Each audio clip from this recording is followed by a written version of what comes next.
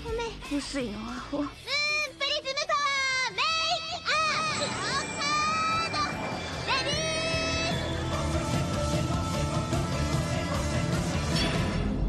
ー。 Welcome to Shojo Tell, where we discuss shoujo manga and tell who's hot and who's not, talk about themes, and just generally geek out. Today, July 19th, 2020, we're doing a preview guide about the first volume of Fushigi Yugi, Byakko Senki by Yuu Watase, which is being released by Viz Media's Shoujo Beatline in August. I'm your host, Ashley McDonald, and I'm joined by Asher Softman. Yo. Asher Softman is my boy toy, and I made him come on this episode not because he is the most qualified, Oh no. or even that he is the most convenient because we are currently separated, but really just because I need to do this fast. In that way, I am convenient. In that way, you are convenient. Yes, way less planning involved. Yes, but first I'm going to give a general podcast update. So our life is very hectic right now. Asher and I are currently living with our respective parents. I'm looking for a house to buy in a pandemic, so that's very fun. Yes. That's super fun. I also have a lot of work stuff. In general, I ran out of backlog on this podcast, so it might have to go on hiatus soon. I'm actively trying to record things, but yeah, that's pretty much that. Asher's trying to do some school. It's a fun time. Yep. Try to do some school, apply to jobs. Yeah. Help Ashley with house things by providing opinions when asked. Yeah. Which I get like 50% of the time. Yeah. The other part, you're like, yeah, whatever. Let's see, trying not to die of coronavirus, the usual. Mm-hmm. I also wanted to mention that, like going to more manga-related things, but that aren't directly necessarily related to the content of this volume. So Watase, in like the past year or two, has come out as X-gender, which is a non-binary gender. But then I did notice... Yeah. I did notice in Viz's bio of Watase, they still used she. And I do know that was brought up as a question, like on Shoujo Beat's Tumblr at some point about why they were using she. And they were like, well, we got it approved with like Watase or at least one of Watase's like representatives to use female pronouns. But I think, if you want to be cool, you can also say they. I'm pretty sure that is appropriate. The other awkward thing is that Byakko Senki only has 5 chapters out right now, and volume 1 is 4 of those chapters. And so it started coming out in like 2018 or something, but then it almost immediately went on hiatus because Watase has been having on and off health issues for like a solid decade or more at this point. So it's very curious to me that Viz chose to actually license it at this time, that it is still, as far as we know, on indefinite hiatus. So, but so I'm just saying, you buy this one volume and there's actually no other volumes currently. So we might be tortured. I mean, GENBU also went on a hiatus during its publication, but it was much further into its run. It was like, as far as I remember, it was around volume like 8 or so, which is like 2/3 of the way through GENBU. There are 12 volumes. So that's awkward, but it was still really fun for me to read Byakko. I was hype. I'm hype even though it will be torturous. Anyway, I guess we should give our background with other Fushigi Yugis. I have obviously read the original FY. We did podcasts on that. That was actually my first time reading through the whole manga, but I had watched the anime multiple times before that. But I actually do prefer GENBU KAIDEN. GENBU KAIDEN is my favorite FY. I don't think Byakko would change that, but, I'm open to being wrong about that. But there's a lot of things, there are a lot of characters in GENBU that I like really appreciate from a gender standpoint and those things. Asher, what's yours? I read Fushigi Yugi a long, long time ago. I think back in the age of flipped manga. Ooh, yeah. I know. No. Like early high school, I read Fushigi Yugi, and I don't remember it that well.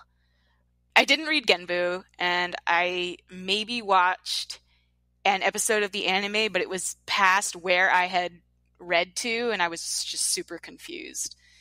I don't remember or understand the business about the warriors coming to the real world. Is that a thing? In the original FY, yeah. Yeah. Tamahome becomes Taka or something? Yes. Yes, I understand none of that. So you didn't read all of FY? I guess not, then. This was also legitimately almost 15 years ago, so it could be that I read all of it and just don't remember anything. Oh, that's possible. Knowing you probably, like, Noriko died and you were probably like, screw this, I'm out. That is my strongest memory of the end of Fushigi Yugi, yes. Oh, that's super not the end of Fushigi. Ah, okay. All right, maybe I generally remember they won. And Yui, Yui tried to get back on the path of goodness. Yeah. Yeah, okay, yeah. I had experience with Fushigi Yugi. I don't remember it very well. Yeah. Noriko is super, like, middle, actually. Oh, no. Noriko's, like, the first big death on the, like, good warrior side. It's, like, volume 8, right? Yeah, but there's, like, 16 volumes. Oh, jeez. All right, maybe that's where I don't remember. It's unfortunate because original FY knowledge doesn't get you very far in Byakko. Right. Genbu knowledge does get you. Right. I think that's actually good that we have these two very different knowledge bases going in because, like, I mean, we're going to talk about it, but Byakko does mention Genbu a lot because they're fairly close in time, at least on the Earth end of it. And, you know, I know just enough about Genbu to be like, oh, so that's that priestess. But I don't know anything that happened. Yeah, so you're going to provide more of a, is this okay for first-time FY readers? The answer is yes. Okay. And I'm much more, how hype should old FY readers be? And it's like, probably pretty hype, yeah, I think. Don't you want to read the end of, like, get all 4? I do. Yeah. I guess apparently I need to go back to the beginning and read the first 16 volumes. Just read Genbu. No, Genbu is my reward for getting through the first 16 volumes. I see. Okay, sure. Why not? Okay. What's Byakko about? I'll do the plot synopsis, I'll try. Byakko is about the final FY priestess that hasn't had a story yet, Suzuno. Suzuno actually is confusing because, Genbu is way more mentioned in Byakko than the original FY, but in the original FY, as far as I remember, Suzuno is a much more prominent, important figure for 2 or 3 episodes than Takiko ever was. so there's that. So you do meet Suzuno in the original FY, but now we are going to get her full story. And so it actually starts off interestingly, I feel. Suzuno is very, very young. Was she 6 or something? She was 8. 8. Yes. So she's 8 years old. You know, in the beginning, she's just like, her dad has the book because he was the apprentice of Takiko's dad. Takiko is the Genbu priestess.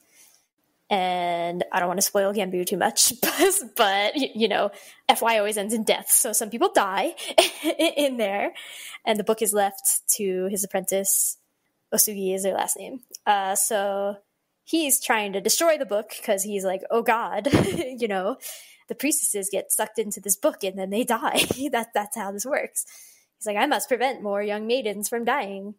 But he is unable to destroy the book because the book is full of powerful magic. And because it has plot immunity, because it shows up in whatever year Fushigi Yugi original. Yeah, the original FY is more in, like, contemporary time. Like, late 90s, early 2000s. Contemporary is a strong word. Listen, it was contemporary at the time it was written. Yes, it was. He's trying to destroy the book, but Suzuno is always curious and, like, loves her dad, has, like, a little bit of a daddy complex going on. A little bit? Okay, a lot. of a daddy complex going on here. So then actually it's set in 1923. So the big Japan earthquake that happened that like wrecks Tokyo happens. And the book is nearby. So her dad gets dead. But before he dies in the earthquake, he's like, open the book. The book will save you in this situation. Right. And he knows enough about the story to be like, okay, maybe you can, you go, and then there's supposed to be guardians to protect you, basically. So he's like, find the guardians. They'll actually protect you. So she goes into the book, meets a bunch of people who may or may not be guardians. Yeah, the first 3 chapters, or like the two chapters are in the book. Her meeting a couple people, the royalty people finding out that the priestess of Byakko has shown up, so they go and search. But of course, they're like, should we hand her over? Like, I don't know. Then one of the people that she thought was her allies like attacks her, so she goes back to the real world. Then there's a time skip, which is pretty important. Like, I don't want to spoil the whole volume, but I feel like it's important that there's a time skip. Yeah. It's a 5-year, I think. Right? No, I'm pretty sure it's Is it more longer than that? If she was 8, I'm pretty sure she's like 16 in the present day. I thought it said 1928. Hang on. Oh, I thought it was 1932, actually. Oh, you're right. 1932. Yes. Yeah, I was like, no, I'm pretty sure World War II is like about to happen. Yeah, right? Like, yeah. The machinations of war are about to happen. Yeah, so if it was 1923 and she was 8, and now it's 1932. Then she's 17. She's like 17 or something. 16, 17, yeah. People who have read Genbu, it actually, like, character relationship wise lines up pretty good. That would, like, it parallels Genbu in decent ways. Even in the when she goes to the book world, first, how are we saying her name? Ninlan? I was saying Ninglan. Okay. We apologize for being bad at Chinese. Neither of us, have done any study of Chinese.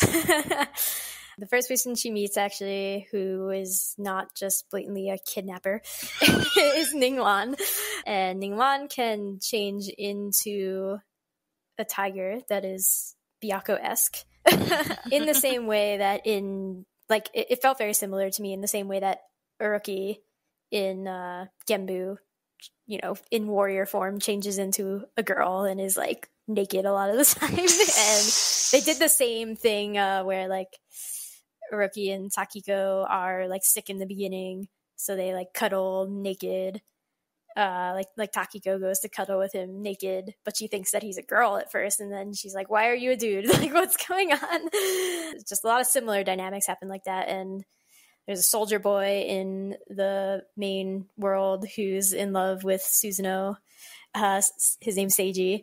They've been childhood friends, so that's actually similar to Dr. Okuda, who has, like, adopted Suzuno, and Seiji was the one who is taking care of Takiko in Genbu and was in love with her. So he never married. He just, like, has adopted a bunch of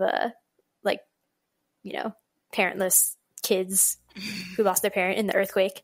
So, like, it's a lot of, like, you can play connect the dots, but apparently it works if you're not connecting the dots. Like, Asher doesn't have all this. Yeah.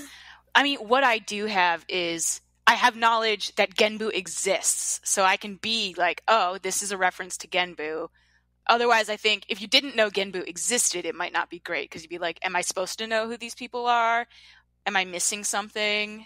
That might be a turnoff. But for me, since I know Genbu is out there, it's like, okay, if I need the answers, I can go find them. Yeah. For now, I set them aside. Yeah, I definitely wonder about people who, like a younger generation of manga readers who were, like, our age when we discovered the original FY, like, if they'll be into this or something. Or if it's only appealing to people our age who are like, yes, we get to see the end, I mean, nothing is ever only going to appeal to us. I don't know that this type of story is as familiar to a different generation. Isekai is everywhere now, but it's a very different isekai. That's true. Where this sort of very serious, fantastical, epic thing. I mean, I could be wrong. I don't read a lot of young adult stuff anymore, but I don't know that this kind of epic thing is epic and romantic thing is so much in the up and up pop culture thing. Yeah, no, definitely the manga, the shoujo manga landscape anyway, has definitely seemingly gone more realistic, and so has the YA landscape, as far as I know. Like fantasy is always popular, right? Like, right. But it's not the like really hot most popular genre right now, for sure. I mean, if people like Yona of the Dawn, maybe, but I feel like even that is maybe more aimed older, you know? Oh yeah, because Fushigi Yugi is so light. It's not, but like you said, people who are now how old we were then when we were reading Fushigi Yugi, and I was 14, 15. Yeah. So well, okay. I mean, I admit that I think when we discovered Fushigi Yugi, especially because I think I was older, I was younger actually than 14 and 15. I do think it was a little too young, perhaps. Yeah. But, you know, everybody's going to have their thing that they're like, ooh, I learned some dark things a little too young. Game of Thrones. Yeah, culture has shifted, and cartoons, people are aware that cartoons aren't just for kids, so there's less mislabeling of... That's true, that's fair. So it's going to appeal to the people that still love fantasy, like epic fantasy adventures, like the people that love Lord of the Rings, and... I don't know, and pretty boys. Yes, the prettiest of boys. And girls, truly. I mean, really, just everybody in a Watase manga is so pretty. That's true. It draws in fewer people that... Like, the girls do not draw in the people, generally, right? That's not what people read Watase stuff for. Oh, no. Well, not for their looks, I don't think. Okay, fair. For their... struggles, sure. Okay. I'm not really feeling Suzuno though we don't know Suzuno as who she's going to be for most of the story yet. We knew Suzuno for most of volume 1 as an 8-year-old. But I was like, oh, look at this daddy complex is too much for me.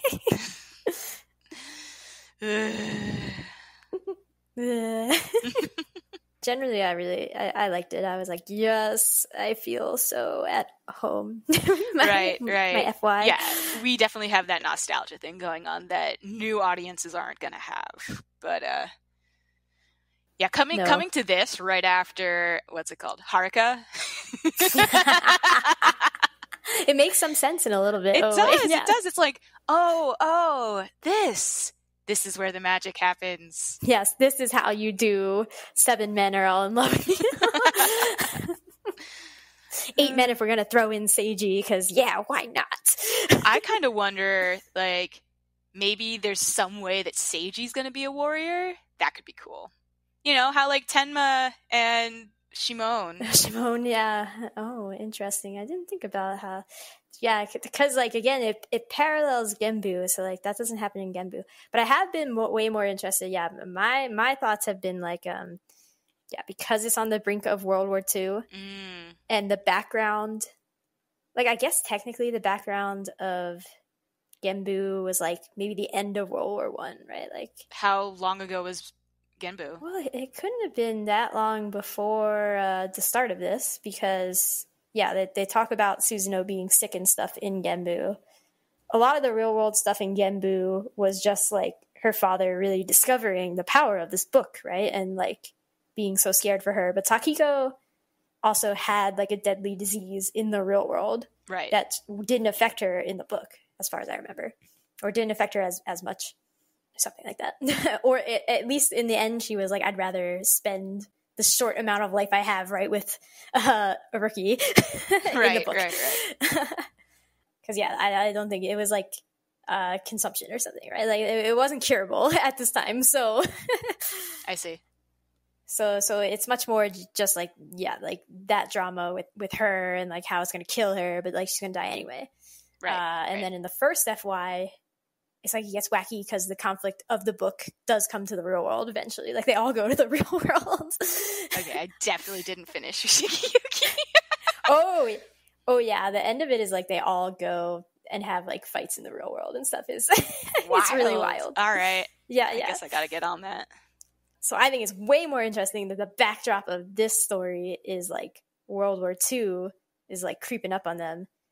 And so like, it's like, oh yeah. So a lot of the book world drama is always not just the romantic stuff, but it's like high political drama, right? Like one country is trying to invade another country, suppress minority groups and stuff like that. So I think it's way more interesting the possibility that like grave consequences overall politically in the real world are also like mirroring the book world. Yeah, that would be very, very fascinating. Yeah.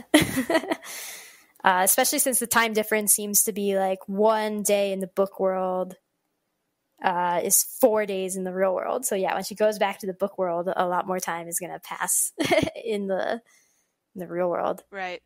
Does the ratio just stay constant, or does it fluctuate like in Digimon? Look,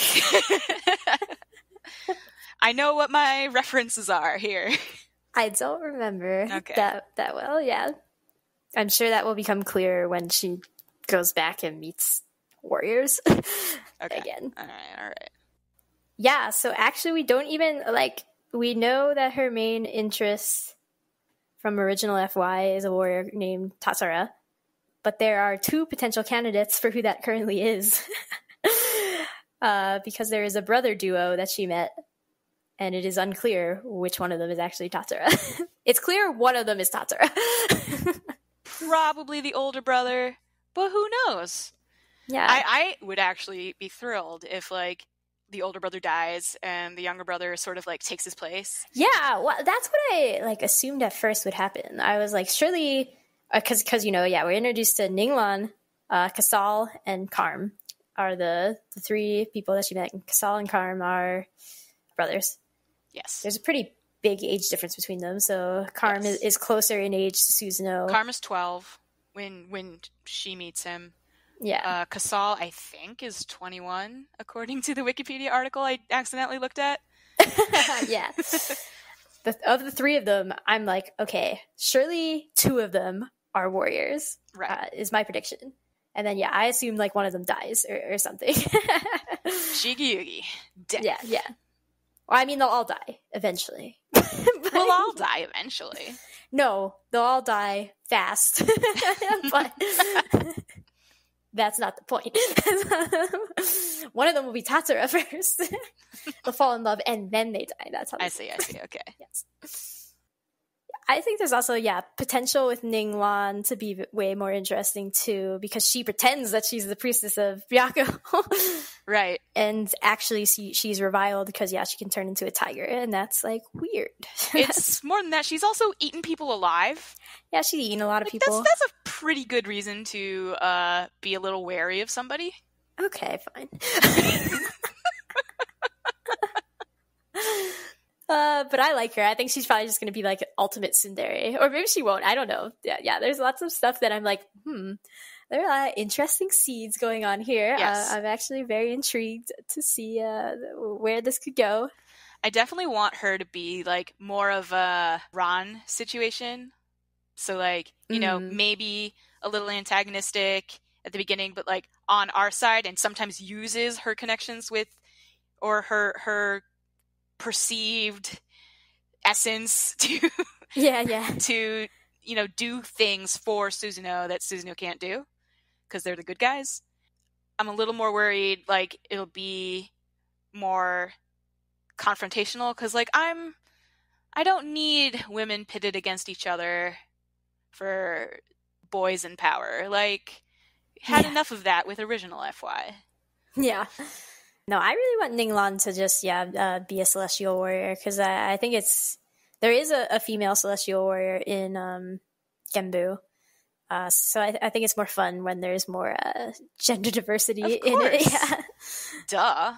Duh. And I think Watase probably feels that too. Like, why else do that with GENBU? Yeah, it's also interesting to read this knowing now that Watase just like clearly identifies as X-gender. I think Watase has been put in a lot of boxes throughout the years that they didn't want to be put in, actually, and like they've always been open about that.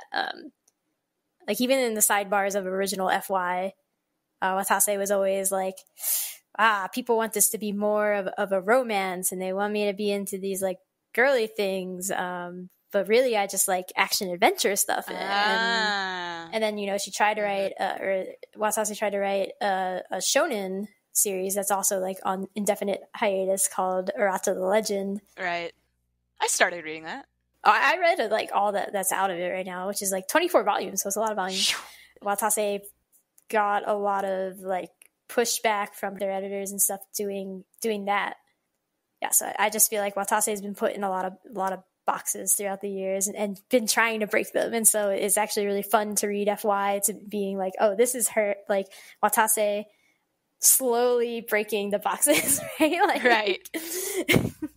telling the story they want to tell. Yeah. And I'm like, I love it.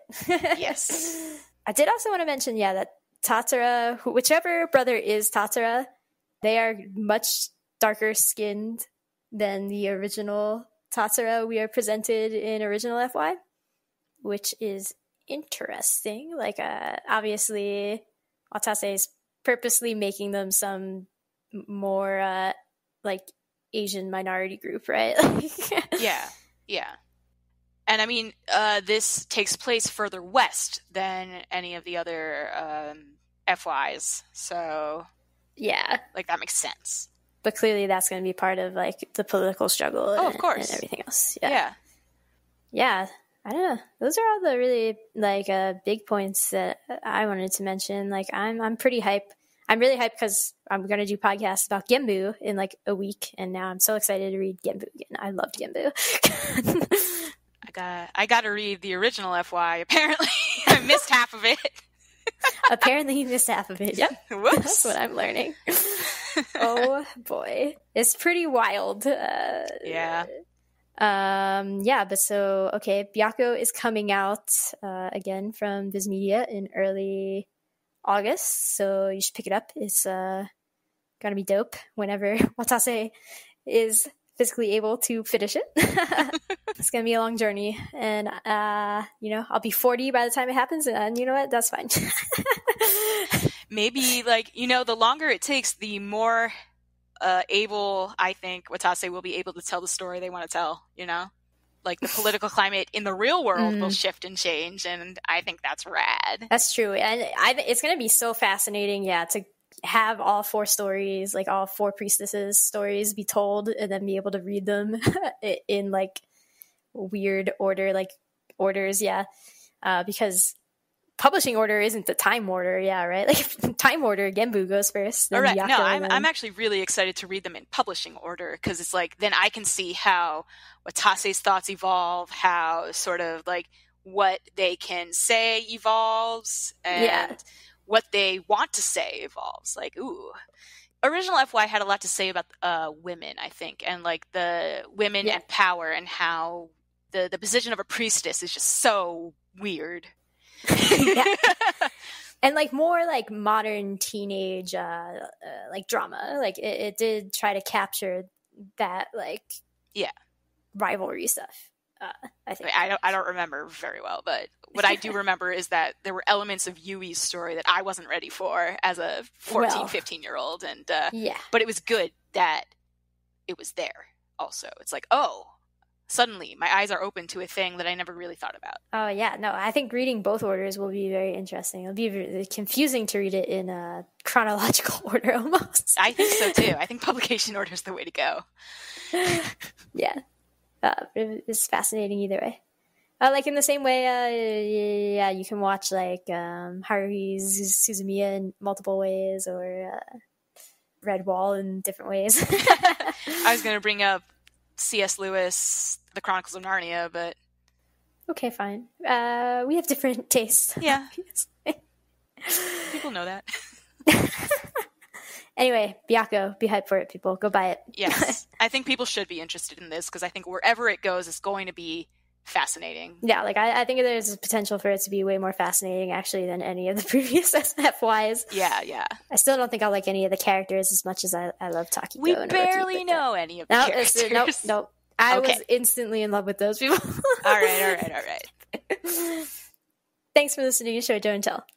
Comments, questions, constructive criticism, concerns, email shoujoandtell@gmail.com, or leave a comment on the episode's YouTube page. Please please leave a rating on iTunes or Stitcher if you like what we're doing. We're at Shojo Tell on Twitter, Tumblr, and Instagram. You cannot find Asher on the interwebs. Thanks again for listening. Our next main episode is going to be about Paradise Kiss by Ai Yazawa. And the Paradise Kiss episode is going to be with the host of the Clampcast. So that episode is very good. It is very long, but it's really good. So stay tuned. Until then, bye. Adios.